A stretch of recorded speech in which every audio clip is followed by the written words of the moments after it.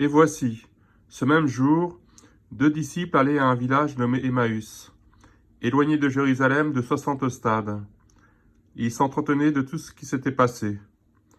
Pendant qu'ils parlaient et discutaient, Jésus s'approcha et fit route avec eux. Mais leurs yeux étaient empêchés de le reconnaître. Il leur dit : « De quoi vous entretenez-vous en marchant ?» Et ils s'arrêtèrent, l'air attristé.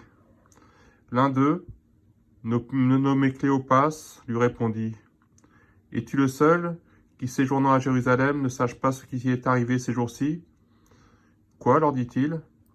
Et ils lui répondirent : « Ce qui est arrivé au sujet de Jésus de Nazareth, qui était un prophète puissant en œuvre et en parole devant Dieu et devant tout le peuple, et comment les principaux sacrificateurs et nos magistrats l'ont livré pour le faire condamner à mort et l'ont crucifié.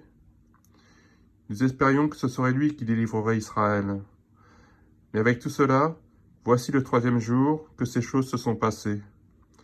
Il est vrai que quelques femmes d'entre nous nous ont fort étonnés.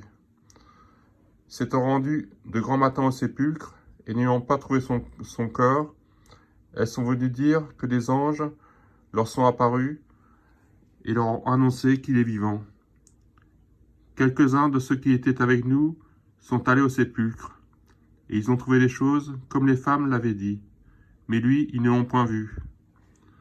Alors Jésus leur dit : « Ô hommes sans intelligence, et dont le cœur est lent à croire tout ce qu'ont dit les prophètes, ne fallait-il pas que le Christ souffre ces choses, et qu'il entre dans sa gloire ?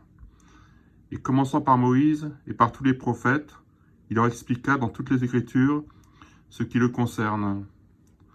Lorsqu'ils furent près du village où ils allaient, il parut vouloir aller plus loin.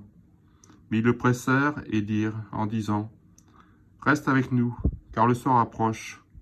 Le jour est sur son déclin. » Et il entra pour rester avec eux.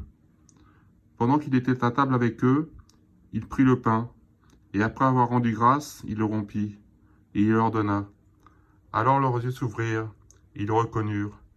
Il disparut de devant eux. Et ils se dirent l'un à l'autre : Notre cœur ne brûlait-il pas au-dedans de nous, lorsqu'il nous parlait en chemin et nous expliquait les Écritures ?